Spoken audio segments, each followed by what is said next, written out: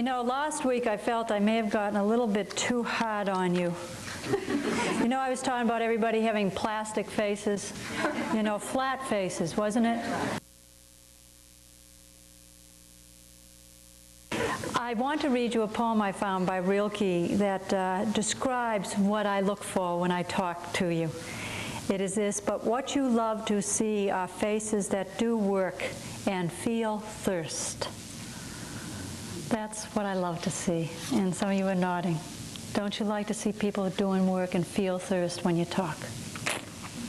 Great thing to watch. Of course, you've got to be pretty effective to get them to do work and feel thirst, so maybe it's my fault. Why should I blame everybody else?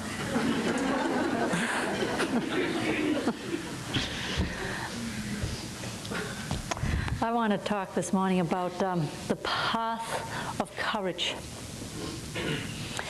And a few years ago, I could not have given this lesson. 10 years ago, I could not, because what I knew 10 years ago was about faith. And the way I learned faith for 38 years was that if one had faith, then one produced results. Do you link up with that? It kind of went with a good Christian myth. Well, if you're doing things right, then you'll produce the right results. And if anything's out of order in terms of what you produce, you ought to turn around, look inside, and correct the stuff that's going on. Then you'll get it straight, and you can produce the right thing if you have enough faith. Does that make sense to all of you?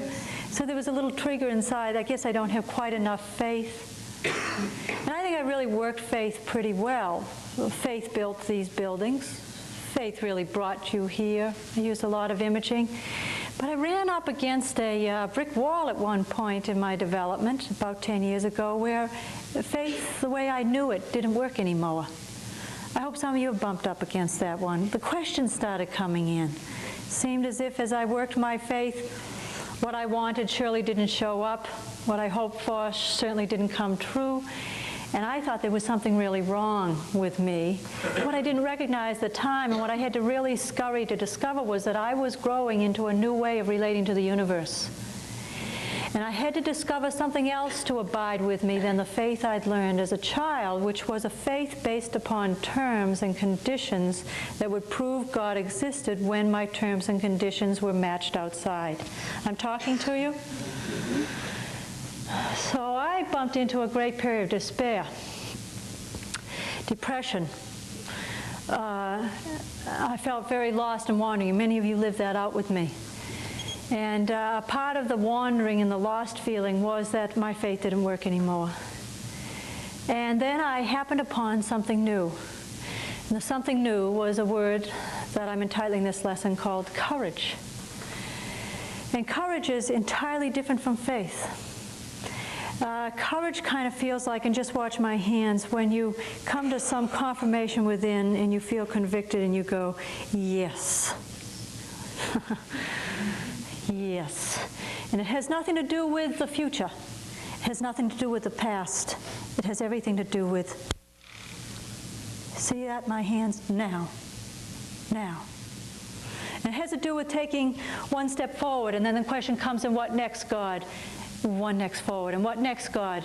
One next forward. Am I doing right, God? One step forward. Am I out of order, God? Just take the next step forward. And what's next, God? Now. Now. Now. Now. There's a dignity to that. There's a sophistication to that. There's an elegance to that. Faith is wimpy.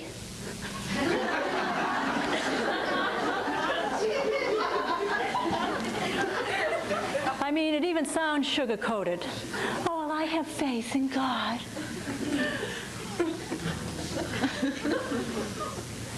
Courage is grounded.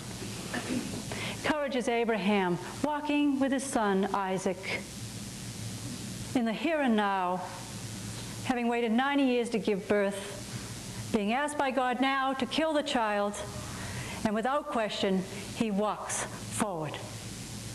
He doesn't walk forward presuming the child will be saved, presuming anything will come as a result, no expectation. He just says, yes, Lord, now. Those who don't know call this being a fool. Those who live deep know this is, listen, le corps, the French word for heart, which is the meat of courage. Faith seems to come from the solar plexus. Courage comes from the heart. It has nothing to do with being good or kind or gentle or compassionate or nice or Christian. It has to do with the vitality of living that's spared from here and expects nothing. You've moved beyond expectation. Do you understand that? I mean, I said it last week. You're willing to live here on earth as it is. No sugar-coated pills. No hopes it's going to be easy. No kindness expected. Just that vitality of, yeah. I'm always reminded of a movie that had Gene Kelly in it. Boy, I saw it when I was awful young. And he was teaching this little mouse how to dance, because this little mouse had become so full of expectations about how his kingdom should run. That it should be this way or that way, and all the little mice should behave a certain way in order to have happiness live here, that the mouse had left life out. So Gene Kelly walks into his little mouse kingdom and says, don't you have any fun? Like, don't you live? Don't you enjoy what's happening now? So he teaches the little mouse how to dance. And at one point, full of zest, the mouse says, look at me, I'm dancing. Look at me, I'm living. I may have cancer, my mate may have walked out, I may have no money in my pocket, but by Jove, I'm living. That's so far beyond positive thinking. So far beyond duality. So far beyond the metaphysical. That's the core, courage.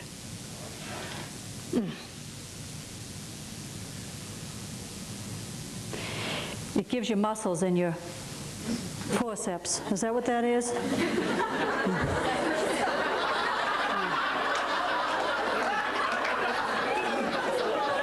What are they? Forearm. Is that all this is the forearm? Give me a watch, will you? Can I have your watch? I'd like to read to you a passage from Kierkegaard. Incidentally, we are going to be late this morning. There were so many announcements. I want to prepare you. I didn't talk long. Is that clear?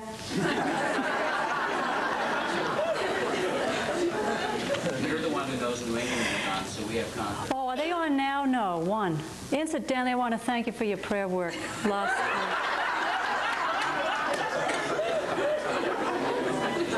And is anybody tuned into a radio? What's the score right now?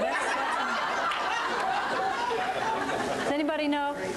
Still? No, it's still 10-0 with Bears and Rams. Yeah. So would you please keep up your prayer work this afternoon? It's New England. New England. I'd like to read you this from Kierkegaard. It's a wonderful book called Fear and Trembling and the Sickness Unto Death. And this is his description of courage.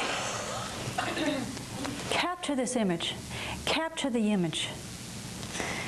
And if you capture the image and live your life like this, you'll have the essence. And there's no teaching, there's no words, there's just the image. It is supposed to be the most difficult task for a dancer. And incidentally, I use the word dancer because one who lives life this way is a dancer. Everybody else is a dancer.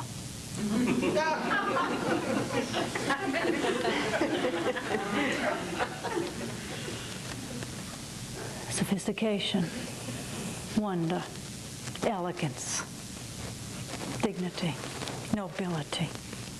Not because you got a patch, not because you got a title, not because you got a degree, but because everybody can see that you live life this way.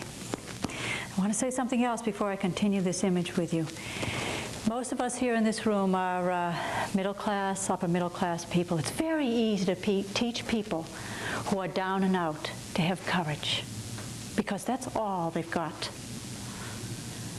It's very difficult to teach people like you who think you've already made it, that there's further you can go.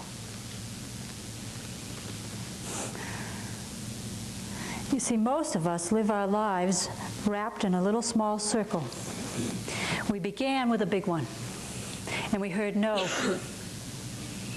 And we developed our habits, and we learned to shut our mouths. And we're living in marriages that are too long. And we're still waiting to open up our mouth one day and tell somebody off. It's 1986 again, and you already made that commitment to not smoke, but you're smoking again. Or to not take the drink, and you've taken the drink again. You've drawn the circle smaller and smaller and smaller. Courage is the way out of the ache that Bruce sang about. Courage is the way to push your hand through the gray gauze into the next opening. Most of us live lives this way. Imagine that this is a ledge, and out here is the unknown, and we do this. We go,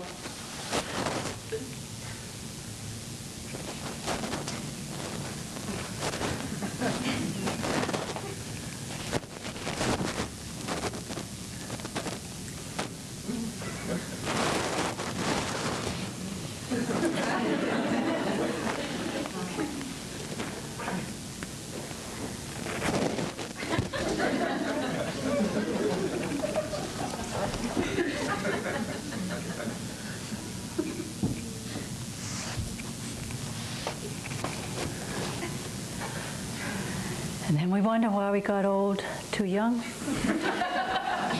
Why we can't make it work. Why nobody pays attention.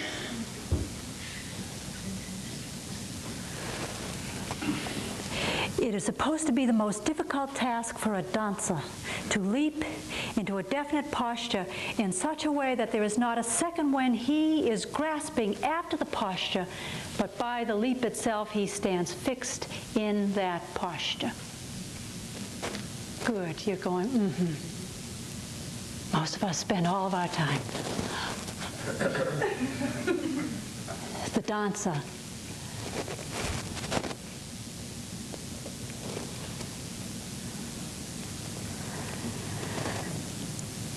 Perhaps no dancer can do this, but that is what this night of courage does. Most people live dejectedly in worldly sorrow and joy. They are the ones who sit along the wall and do not join in the dance. The knights of infinity are dancers, and they possess elevation. You know why they can possess elevation? Because elevation is a gift of God. It's born in every single one of you. It's the yeast that rises you. And all you have to do is know how to catch it. And whenever you catch it, it will carry you. But listen, these knights make the movements upward, and they fall down again. Most of us hope that when we leap, we won't fall. But you do fall. And you've got to leap knowing you will fall. Because the key is, the courageous one, the one of le cœur, the heart, is the one who leaps, whether they'll fall or don't fall.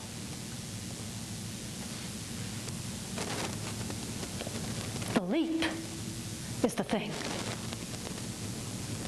The leap is the now. The leap is the elevation. The leap is the joy. The leap is the heart. The leap is the living.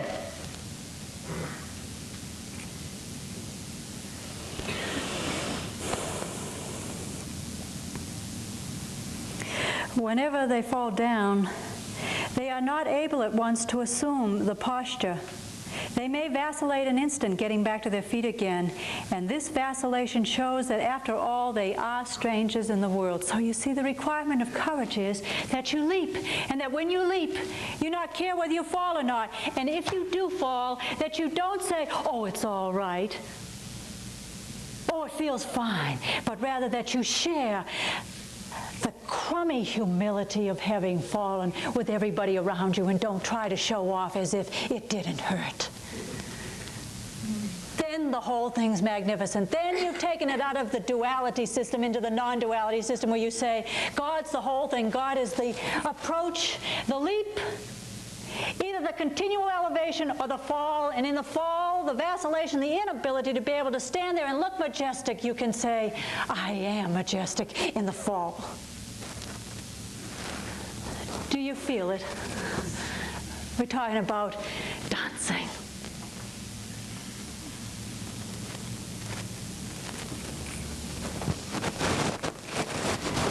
When I look at that image, I see in that image three simple factors. Naturally, I've got to go looking for factors. And the first one is what was said to me yesterday morning when I got off my houseboat, that I went down and finally sat in the fog again. I figured I can't take the stupid thing out, I'll just go sit in it in the fog. It was a terrible year to buy a houseboat. Been nothing but fog. Took it out one day in the fog and turned around and came back very quickly. So yesterday morning I figured, well, I'll just go sit. So I sat. After about an hour of sitting, I got up and I went out and I noticed that there were some men coming into the harbor. And as they came in, I said, my God, how could they ever be out in the fog? And so I went up to them as they docked and I said, how can you be out there in that fog? How do you do that? They said, oh, it's easy. I said, well, what do you do? And they said, you just gotta go.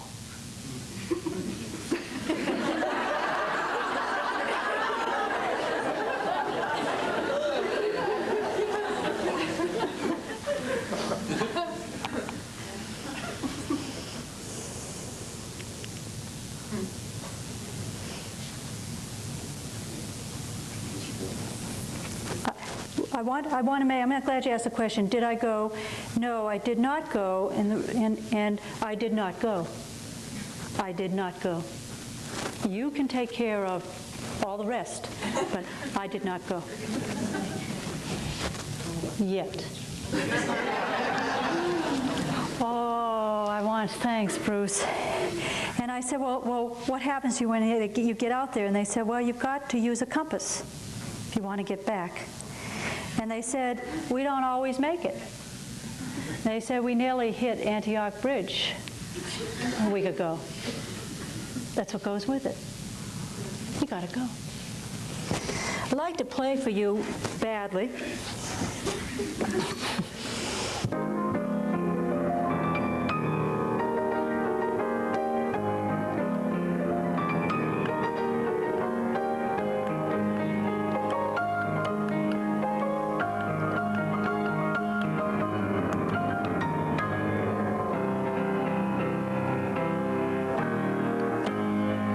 That's the end of Chopin's Polonaise.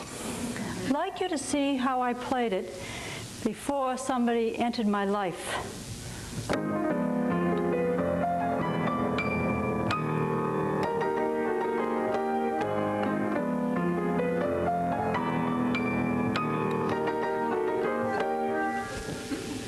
You should laugh. One is without courage. One presumes, well, I'll get there when I figure the whole thing out.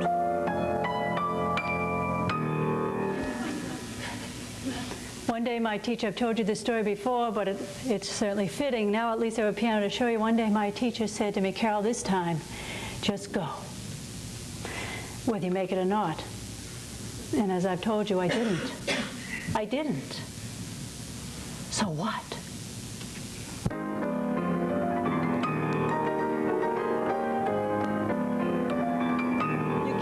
You can't see the whole thing. You've just got to move. You know what most of us do? We sit around and we say, when I'm ready. I hate it. That's the new spiritual you-know-what. For avoiding. Move.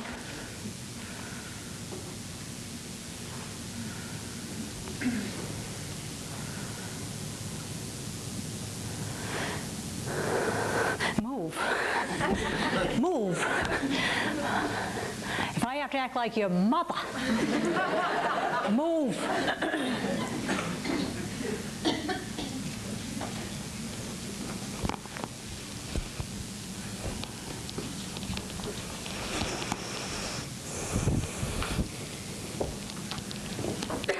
second thing that I see, well, let me give you two other experiences here with this. This is a wonderful story I'd like to share with you. It comes from Montreal. Employees were having a hard time adjusting to working in Montreal's new skyscrapers. In one lofty office, secretaries, afraid they might trip and crash through the glass, refused to walk near the window. Company officials called in an engineer to solve the problem. He removed his safety hat, walked to one end of the office, wheeled about, ran back the length of the office, and hurled his 200-pound frame against the window. He bounced back with a thud, retrieved his hat, and silently returned to his duties in the basement.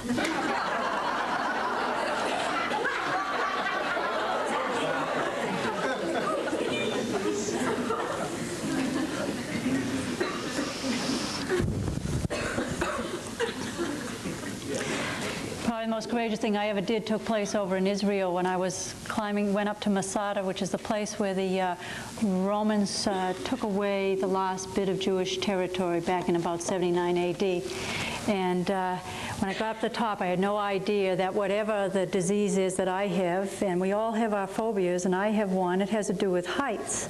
When I got up there, I saw the Dead Sea off the edge of the thing, and all I wanted to do was run and jump off. And what I had to do at that point, my goal was stop. Pay attention. My goal was stop. And let's make this clear, it isn't go for it. Because you see, go for it, which became a phrase of the 60s and 70s, was go for the carrot. Well, you're not going for anything. Listen, you're just going. No expectations. As I came down Masada, I had to sit my way down those steps to get down. But I moved.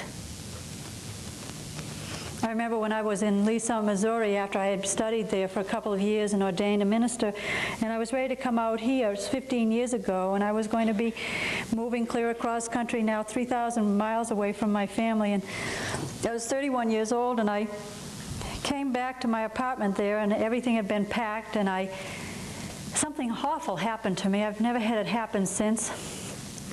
But all of a sudden, I couldn't move. Do any of you know what that's like? I couldn't move. You all were waiting for me, and I couldn't move. I lay on the couch for a couple of days. I couldn't understand it. There was this horrible thing in my belly.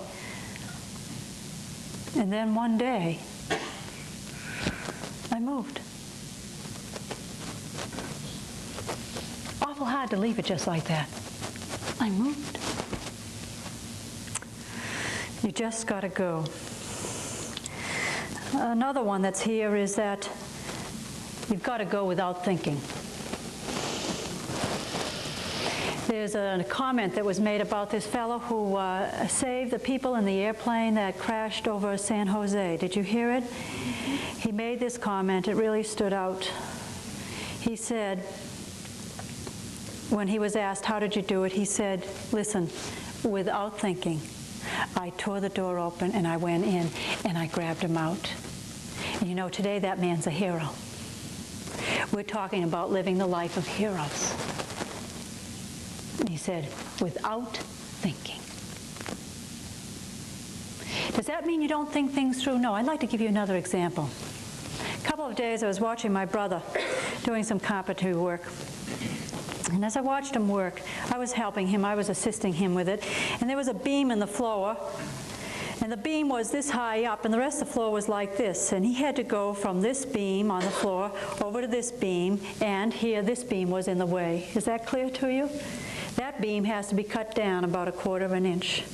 So I watched him work with it, and as he worked with it, he got out the leveler, and I helped him work the leveler so that we could see that it was even this way and then this way, and then it was even this way and this way. And then he took the chalk line and measured it out, and he measured so that we could see how much had to be cut. Now the way he had to cut it was he had to take a skill saw and lie down on the floor and cut 1/4 inch off of a beam going this way. So I watched him, and he got up and he looked at this way, and he'd done all of his measurements. You see, he thought the whole thing through. Thought it all the way through, maybe 5 minutes of walking around. And then I watched this happen. He picked up the the skill floor, he threw himself down the floor and he went boom. Without thinking. If you're going to make the leap of a dancer, you've just, at that instant, you go. Do you feel that? And we're talking about your life.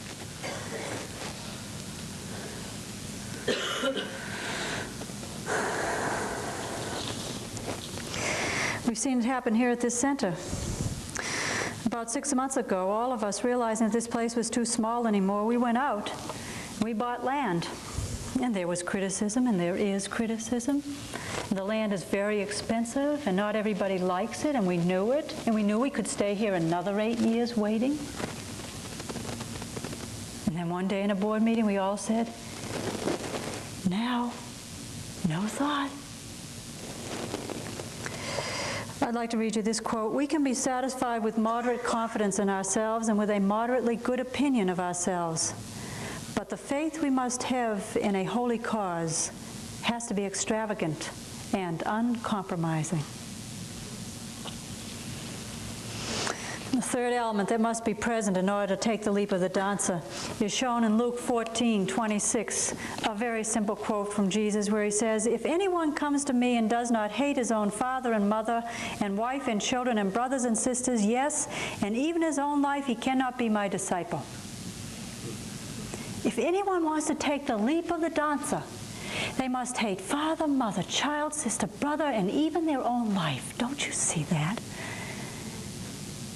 Your life must go out the window, too. You can't be concerned about your life. You can't be concerned about what other people are going to think. You can't be concerned about the no's or the yeses, or who will agree with me or who won't agree with me, or is it right or is it wrong? You can't even hope to have some great guidance from God, because in an instant it might even change. This is called renunciation in the leap of faith. I'd like to read you this. There's a story that is told about Antoinette Bourignon, the spiritual leader who made such a stir in the religious world of the 17th century. As a young girl, she had a great vision of her spiritual unity with God, coupled with a great desire to communicate to the people of her day who were walking in such great darkness.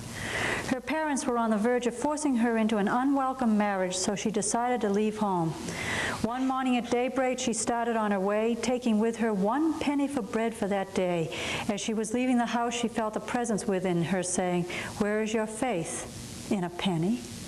Without a moment's hesitation, she threw the penny aside and replied, "No, Lord, my faith is in Thee and in Thee alone."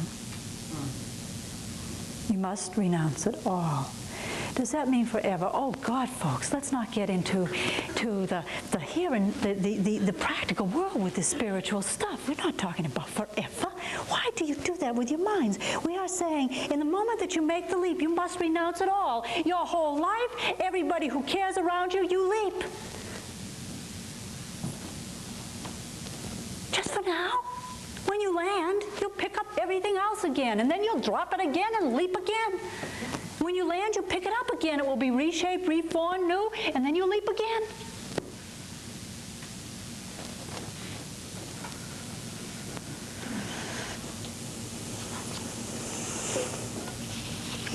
Isaac Dinesen, the one about whom Out of Africa is written, says, "The essence of all great gestures is to mock necessity, economic, biologic, or narrative.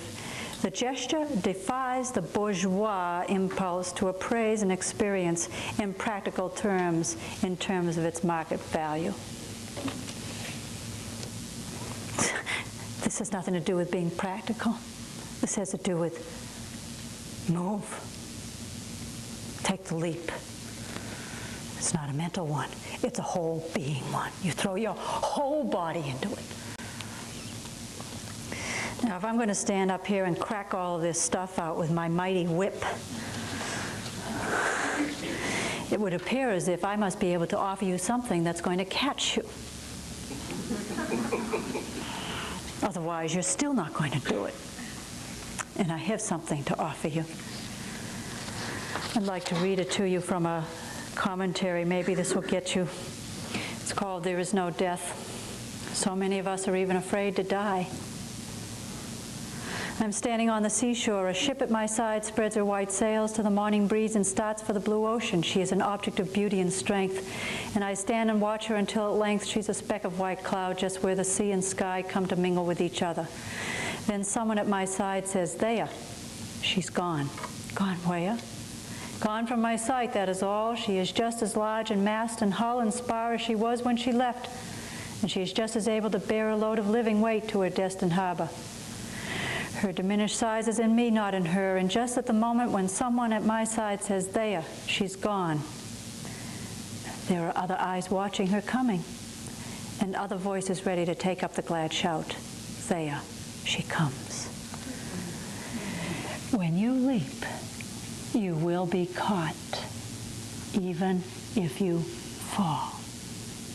For leaping has nothing to do with the leap or the fall. It has to do with the fact that there is ballast in the universe, and that's God. And that ballast is pulling up much harder than gravity is pulling you down, emotionally, spiritually, or physically. My analogy would be to imagine that when you leap off of this, would you image that there are 1,000,000 balloons? And all you have to do is hold the string as you leap, and it will carry you. And how do I know? I only know from experience.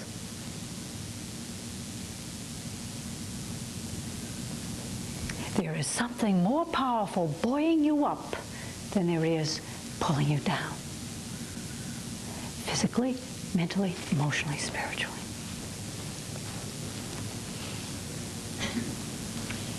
You see, the dancer leaps because the dancer knows he or she will be caught. All that's asked of you is as you leap, know you'll be caught. You can't not.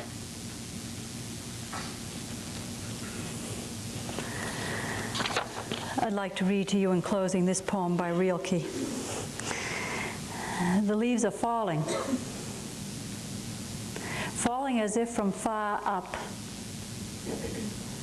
As if orchids were dying high in space. Each leaf falls as if it were motioning, no. And tonight the heavy earth is falling, away from all the other stars in the loneliness. We are all falling. This hand here is falling. And look at the other one. The falling is in us all. And yet, there is someone whose hands, infinitely calm, hold up all this falling.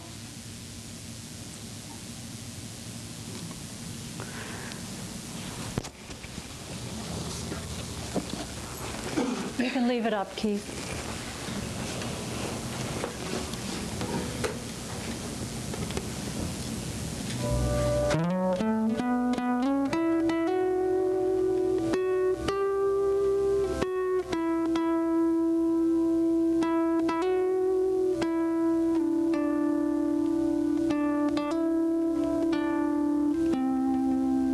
I sat upon the ocean, watched you circle in the sky, and thought how much I'd like to be there, flying up so high.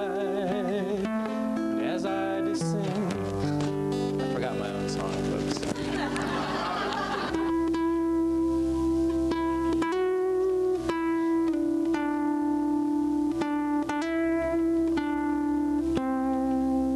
I sat upon a sea cliff, watched you circle in the sky, and thought how much I'd like to be there, flying up so high.